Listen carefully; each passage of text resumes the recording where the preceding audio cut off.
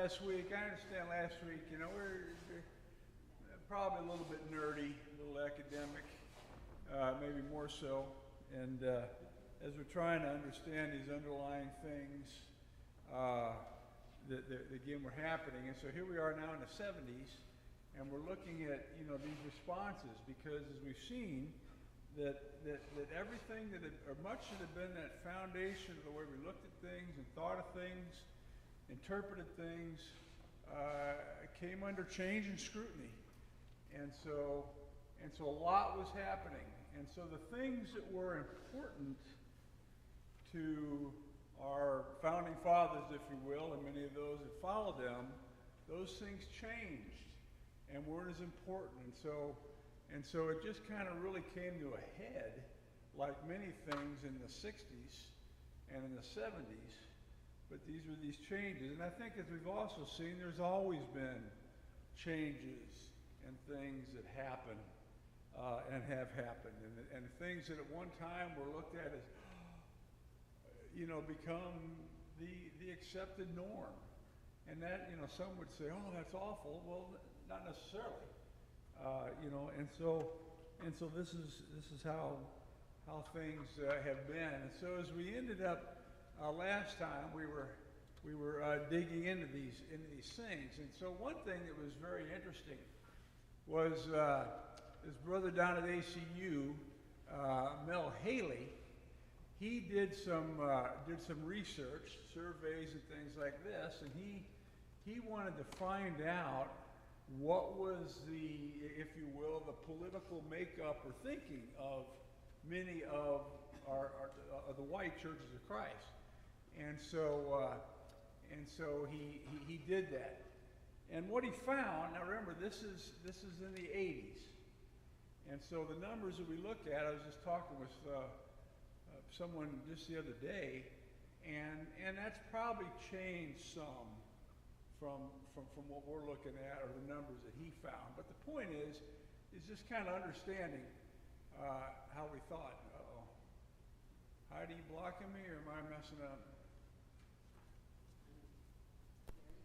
He found that 76% of our ministers describe themselves as, and this is kind of the political realm, political conservatives.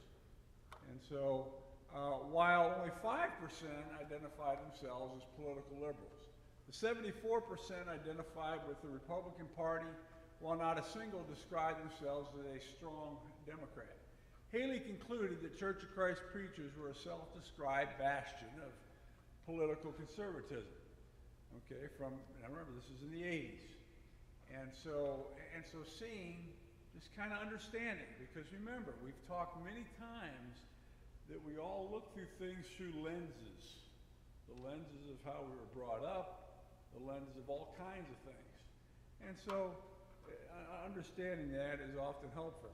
At the same time, Haley found that these ministers, by and large, held themselves aloof in the 80s from the various religious political organizations that promoted these ideals, just as we heard before that they had distanced themselves from the fundamentalists in the early part of the 19th century.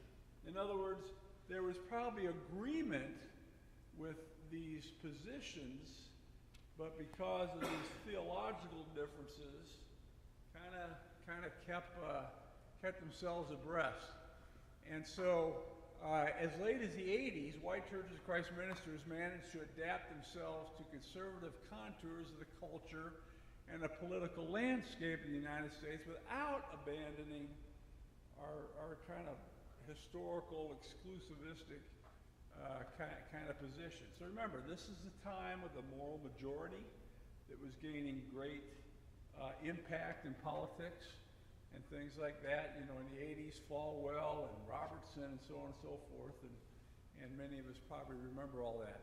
Put another way, Churches of Christ managed to preserve our historic vision of primitive apostolic faith with reference to the threats that were perceived by Catholicism and Protestantism. And so remember, there was always a critique of those things, and we've talked about that extensively. And so many of them held on to that. But many lost the substance of the vision insofar that they had given up the earlier allegiance to those radical values of the kingdom of God and accommodated the conservative values of larger culture.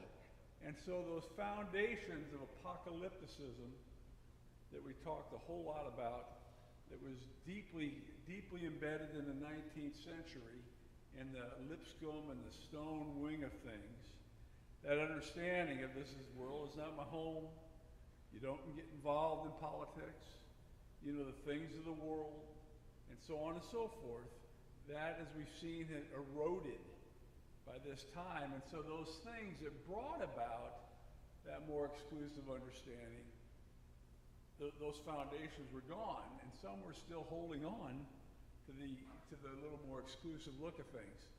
And instead, had gone on from have nothing to do with the culture per se to becoming part of that way of looking at things. And so even though many of our people were not involved in the moral majority and so on to the leaders, they still were very sympathetic to the goals and the understanding.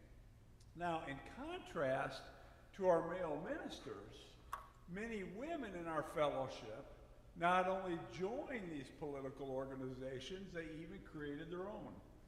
One of these ladies was ACU alumnus Lottie Beth Hobbs, who rose to prominence through her grassroots organizational skills opposing the Equal Rights Amendment. Now, if you recall, the Equal Rights Amendment, I think, came about in the 70s, started in the 70s. And so, as you know, when you do an amendment, the Congress has to pass it, and then so many of the states have to pass that. And so it's a complicated process by design.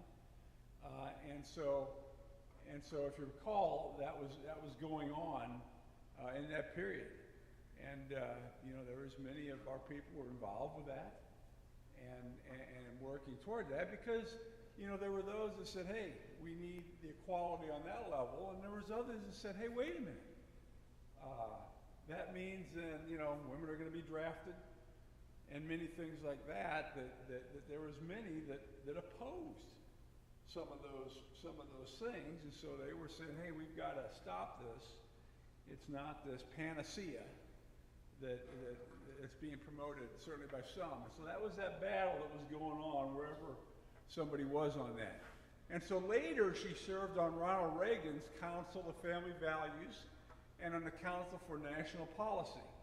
And as more women worked outside the home in increasing diversity of professions, Second Wave Feminists and National Organization of Women championed the ERA. They sought equal rights for women and the end of discrimination based on sex. And so remember, this time of transition, you know, prior to probably, and it's not that it didn't exist before, but remember, most women were housewives, stayed home.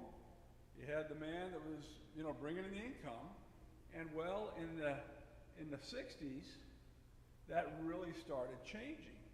In the 70s and now, that's the norm, the two income, or at least the dominant, and so big change. And many here live through that and understand that. And so these are the things that are going on. Conservative Christians in the United States saw the battle for women's rights as yet another development in the broader culture war that would adversely affect traditional family values, church life, nation's well-being, and they linked the ERA with communism, socialism, and the liberal attack on traditional gender norms.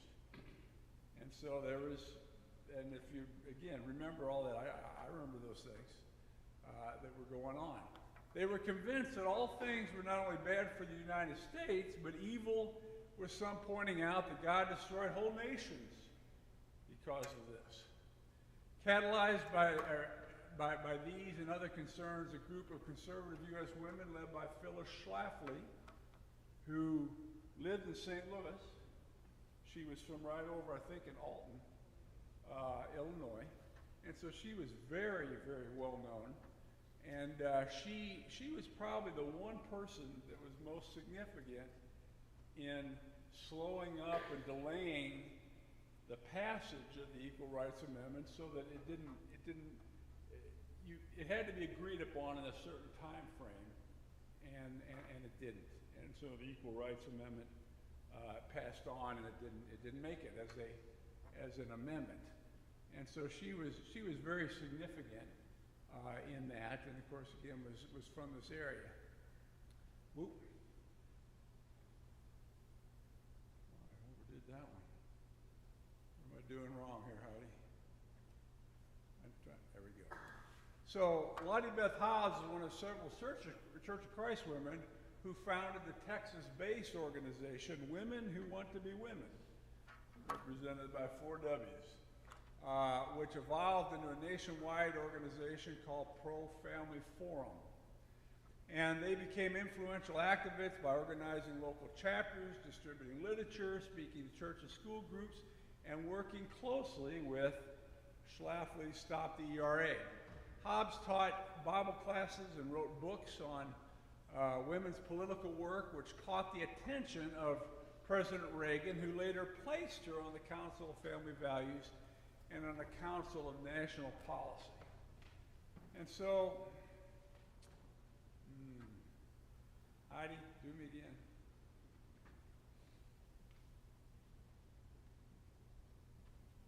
Think my battery's gone? Maybe not. And so in the 1980s then, family values were central in the campaign issue of the culture wars. And we probably remember a lot of that. In 1992 presidential campaign, which was won by Bill Clinton, presidential candidate Pat Buchanan gave a fiery speech at the National Republican Convention in which he declared a culture war between liberal and conservative, Democrat, Republican, good and evil. And so this is a religious war going on in a country for the soul of America. It's a culture war. As critical as the kind of nation we shall be as the Cold War itself.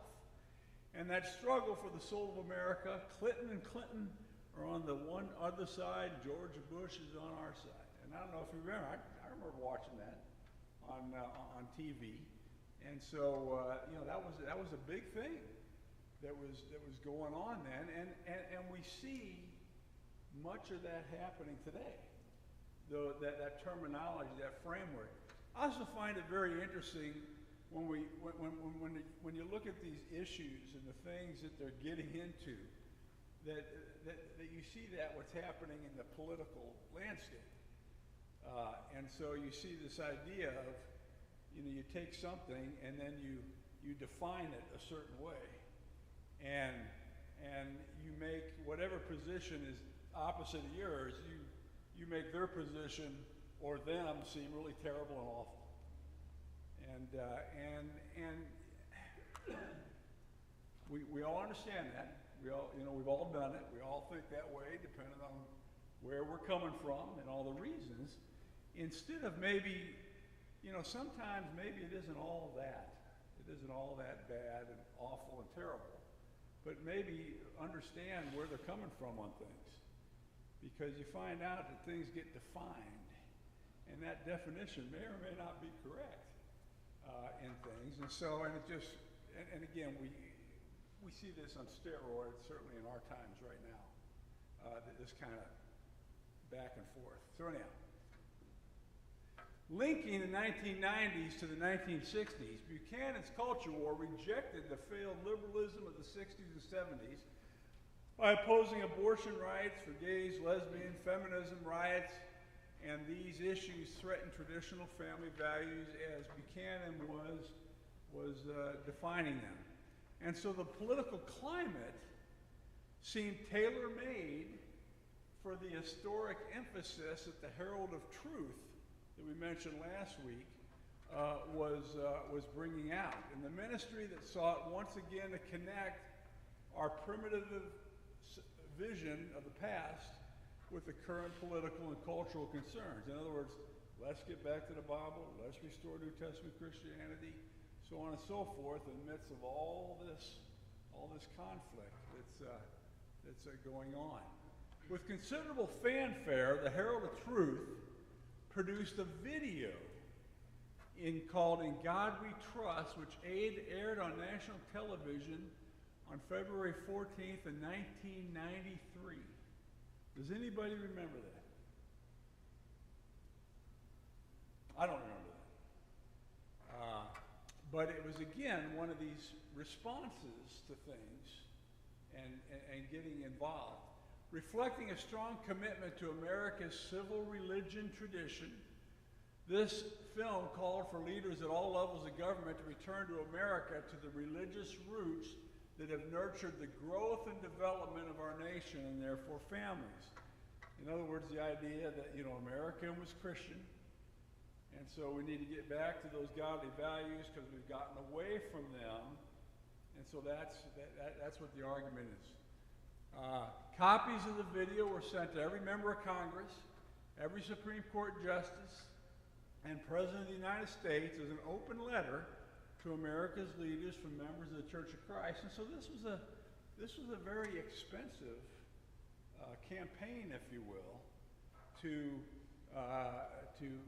inject us into things that were going on. The film affirmed America's connections to Christian principles, having made this a great nation, and that only Christian commitment can conceive of a nation of freedom and peace, a nation tolerant of diversity. It concluded, it's time to turn back to God. And the overall message of the video differed hardly from all the sorts of things that Americans heard at the time from Pat Robertson and from Jerry Falwell, and so from the other more conservative Protestant Christian groups. And so that's the main point that we had gone in with, even though we were claiming so much separation. The only real unique content appeared in the conclusion when the video suddenly shifted to our restoration orientation, with footage portraying baptisms and various acts of worship in Church of Christ congregation. It portrayed the vision of a New Testament Christianity as the last best hope of America's future, and then to tie the vision unmistakably to American-born churches of Christ and described as the church that Jesus established. In other words, the long-held positions and points being made or presented on this very large, very public scale. And so this was that attempt. Why would the Herald of Truth and Upreach magazine, which we said was the publication that they developed at this time, to blend this uniquely restorationist and exclusive identity of Churches of Christ with an explicitly denominational appeal, in other words, what everybody else was doing? And there's several possible explanations. One is because some fundamentalists and evangelicals had employed conservative political and cultural themes to great advantage. Now, whether one agreed with or not, the moral majority was very effective and powerful in that time period. And so kind of emulating that. Perhaps the video reflected the truth that the restoration vision, while still embraced among most churches of Christ, was now subservient to this more dominant political ideology, if you will. In other words, this equating, this blending together, which is something that initially, early on, remember, with the apocalyptic vision, don't have anything to do with it, and now there's this embracing and the equating of the two together. And so very interesting times. A third explanation is that ever since World War I, Churches of Christ had slowly been accommodating ourselves to the conservative Protestant values while simultaneously insisting that we were not a denomination. And we've talked extensively about that. But the Church of Jesus built. Among the conservative Protestant values was the belief that America was a fundamentally Christian nation, a proposition that David Lipscomb and his peers rejected as out of hand in the 19th century. Now, Campbell would have thought differently on that, and we've chronicled that also. And so we see these ways of thinking and forces that are at work. If America was fundamentally Christian, and if Churches of Christ represented the only completely authentic Christian impulse in the nation, then it stood to reason that Churches of Christ represented the nation's last best hope. And of course, this understanding is that the Restoration Movement was the largest indigenous American movement, if you will, in Christianity, is what that thinking is. In other words, started here, as opposed to, before, or Europe, and, so on and so forth. From such a perspective, the various Herald of Truth productions would have been sincere and genuine efforts to implement what seemed like a logical conclusion, that the growth of Churches of Christ and the revival of the nation went hand in hand. In other words, our goals are the nation's goals, and so on and so forth. Again, this equating, and again, this was happening widely. It wasn't just in our fellowship. Or perhaps the producers of the Herald of Truth and many supporters within Churches of Christ had never fully considered the fact that a sectarian message, seriously embraced, didn't fit in well with the broad denominational appeal. In other words, historically, we always railed against the denominations. We critique those, and so on and so forth. And now, it's come to a point where it's basically have gone in with really kind of the same message, but still wanting to hold on to that, kind of separatist kind of view, and it just doesn't go together. It doesn't work. And we've seen what's been happening. These developments would not be so significant if it weren't for the fact that the Herald of Truth broadcast basically reflected the sentiments of most of the mainline congregations. Now, as the new electronic bishops, and remember what that was, we said that we have the long history of the editor bishops, those that printed the magazines and the papers and periodicals. That's how much was communicated. And as we got into the 20th century with radio, television, they began to have even a greater audience and influence. And so they became the ones that had the power, the influencers, the opinion makers, instead of being in print, were those that were being broadcast. And so as the new electronic bishops, spokespersons of the Herald of Truth, radio and television helped to define Churches of Christ orthodoxy, which in turn helped to shape the content of Herald of Truth programming. When the Herald of Truth ministry described the In God We Trust video as an open letter to America's leaders for members of the Churches of Christ, they thus presumed to speak for the entire tradition, and in fact did speak for many sizable segments of the mainline churches. But as we've already seen, everybody was not all the same. We had those who were very critical of what was going on in the main line.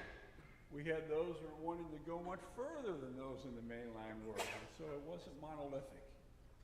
And so, in addition to this promotional response to these things that are going on, there were other approaches. And one was what we would call the evangelistic response, saving souls and what might be called sectarian discipleship. And so that would have been what was called the Crossroads Boston movement is talking about that. We'll be getting into that. Some among Churches of Christ, however, focused on evangelism. This group responded to the so-called crisis due to stagnant growth and challenges to the movement's core commitment in diverse ways. For some, soul-winning workshops became very popular for their emphasis on lay activism. In other words, not just the preachers, us are the ones that are going out and doing, and one-on-one evangelism and church growth. For others, a more aggressive effort at discipleship among college students proved attractive. For everyone, questions about evangelism remained front and center. And so, what were soul-saving workshops? The 1970s emphasis on evangelism was epitomized by soul-saving workshops, which Ellen Bryan helped engineer in 1972 at the International Bible College, where more than 3,000 people attended workshops, teaching lay people how to evangelize their neighbors. Soul-winning workshops became a fixture among our mainstream churches by the mid-70s. By 1979, 300,000 people had attended one or more of the 30 soul-winning workshops. And of course, perhaps the biggest one, and the one that maybe people around here have been more familiar with, maybe, I know numbers of people that attended this, was the big Tulsa workshop. Did anybody ever go to that? It's in here. You did? Carl? Okay. And I know a lot of people that did. And that was huge. And so starting in '76, the Tulsa Workshop was known as the International Soul Winning Workshop and became the most prominent in our fellowship, reaching an attendance of high as 15,000 in 1978. Leader of the Tulsa Workshops was Marvin Phillips, and he was a giant in the fellowship in regards to those things. And he cared about Christian unity, especially between the Tulsa Churches of Christ and the independent Christian churches. And this more open perspective also favored the Tulsa Workshop. And so the Tulsa Workshop was a little bit more out there, but presented many, many things. I remember I became a Christian in 1981. And then when I met the Henleys from Maryland Heights, I become involved with them and everything, and they were deeply involved in attending and going to these and things like that, as were many others that were in the St. Louis area and working at what was going on with that.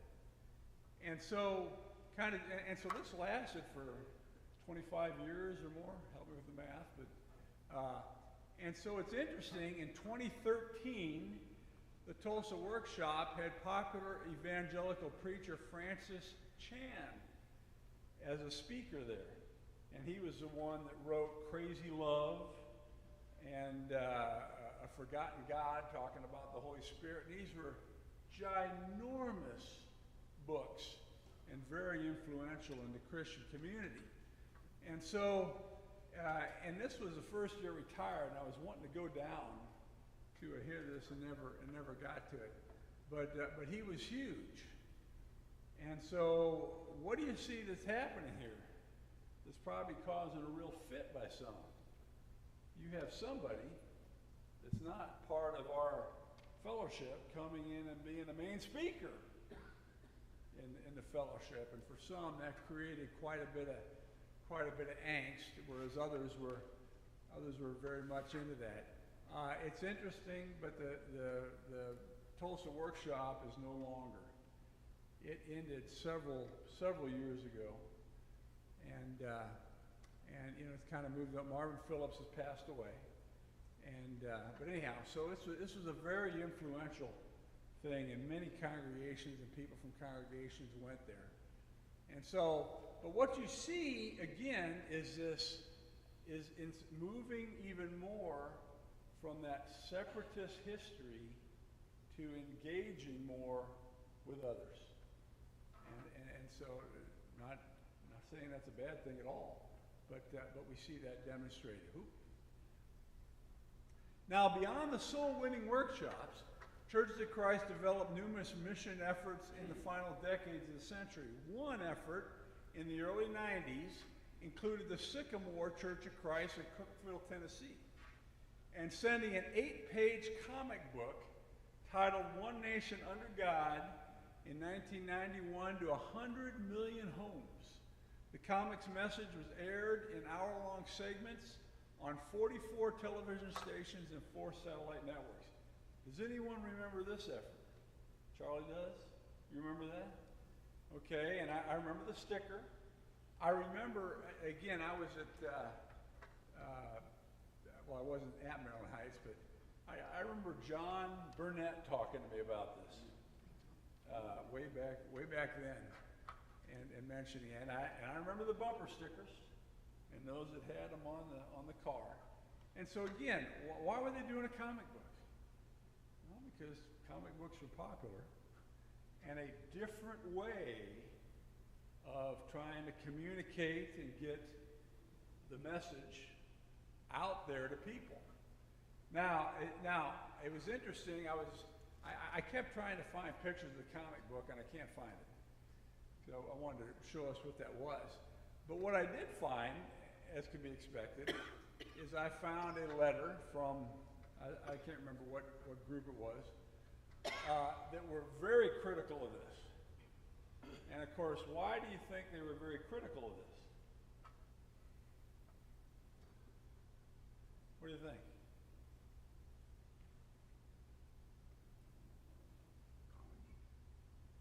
Where do you read about this kind of thing in the Bible?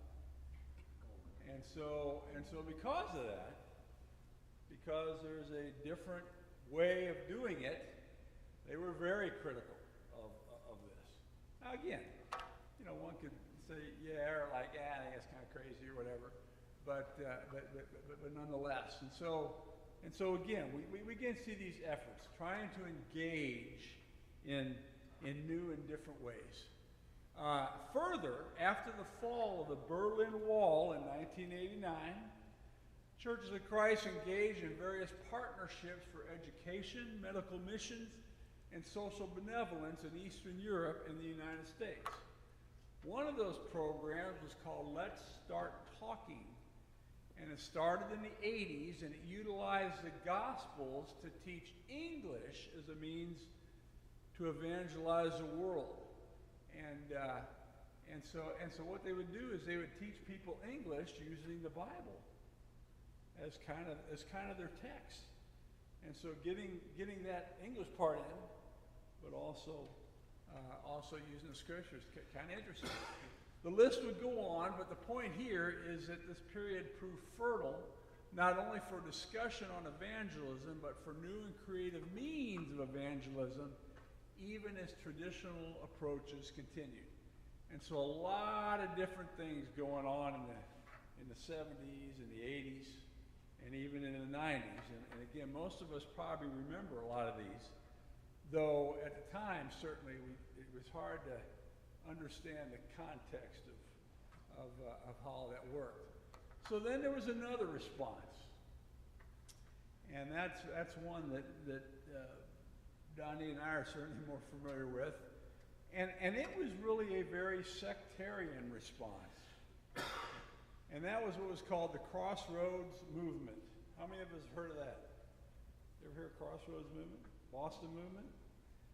Okay, and later the Boston Movement became the International Churches of Christ, or the ICOC was the acronym for that.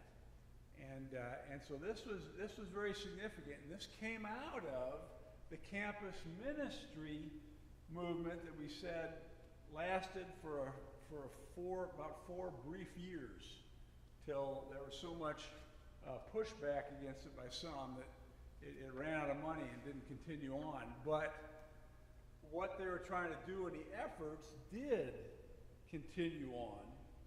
And so the way this term came up was the Crossroads congregation that was in Gainesville, Florida, took this idea of campus outreach and ministry, at least as far as Churches of Christ, and it exploded and grew to such a giant and successful way of reaching out to people, and thus the name stuck. The most visible and significant effort, as we said, occurred at the University of Florida campus ministry led by Charles H. Chuck Lucas, and under the oversight of the Crossroads Church of Christ in Gainesville, Florida. It was a product of the campus evangelism movement, and Lucas began to work with the Crossroads congregation in October 1967 only 2 months after the birth of the campus evangelism movement that we talked about earlier. But Lucas brought to the campus ministry a dimension lacking in the larger campus evangelism movement. And he combined that sectarian exclusivist heritage of Churches of Christ with discipling methods he claimed that he found in the ministry of Jesus. And Lucas maintained that the method of evangelism employed by Jesus himself called on each disciple to make disciples of others on a one-on-one basis. He argued that modern churches were in decline because they were not following this simple strategy or truth, however you want to call it. And instead, they set up programs and devised institutional strategies that allowed Christians to avoid the task of confronting others directly with the gospel. Now, what does that mean? In the critique of things, Lucas is saying, hey, we're not reaching out to the world and converting people to Jesus Christ because we're not doing what Jesus said.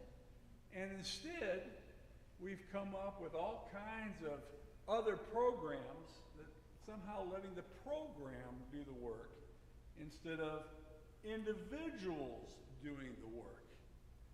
And so kind of hiring it out or pawning it out or hoping that this method does it rather than personal involvement in getting it done is basically what that critique is.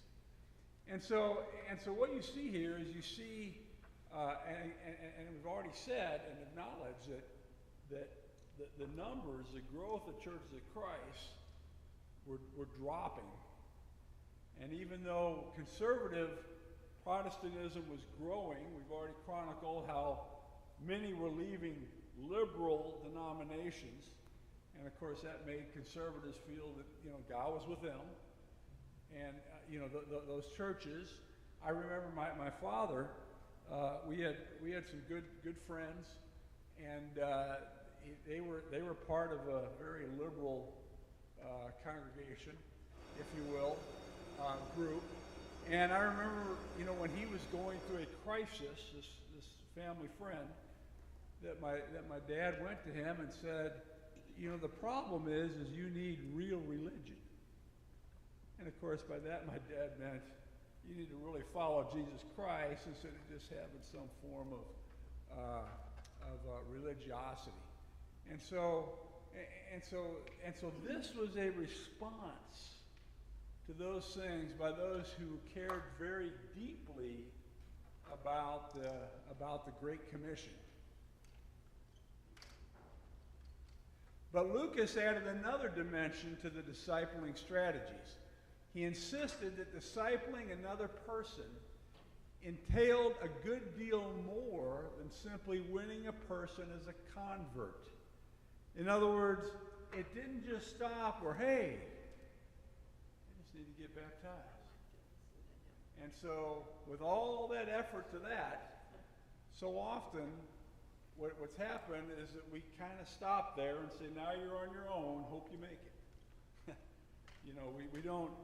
We haven't done well in really going beyond that in a more comprehensive way. And it's not that people don't, but as far as a whole. And so that was always a criticism that was out there. And so what his ideal of more was entering into a relationship with the convert and calling and monitoring his or her behavior and calling each convert to nothing less than what they term total commitment.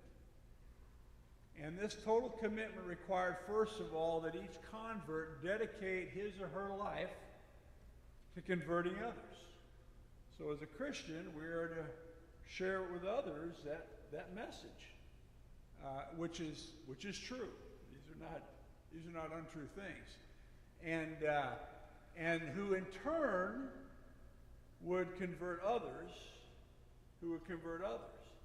and that's called a multiplying ministry, where if I've studied with you and you've come to Christ, and trying to raise you up to the point where you can reach and study, and then you can. In other words, that generational kind of passing on in a sense.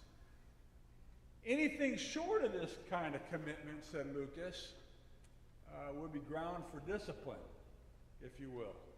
In other words, those were those expectations, and if you weren't doing those well, at time, you worked on it, or others pointed out and things like that. And so it was a very kind of structured, if you will, kind of thing. And so the idea in the discipling partners was that someone who is not as new of a convert as you would be your discipling partner. And of course the assumption is that they understood spiritual things more because they're more mature, and so could help you and guide you. And so that can be very important. As we all know that when we're younger, we're probably not our smartest and our most wise. And we can all look back on decisions and things that we've done, and sometimes we can shriek in horror at perhaps those things, and the sin and so on and so forth. And so the idea of having that structure and that assistance in growing up, almost like a parent in a sense, that those things are helpful and are good. And so, but we're going to see next time that sometimes it kind of went beyond that, and some of the challenges of that. And so our bell is here, and so we will continue next time. So thank you very much. Any questions?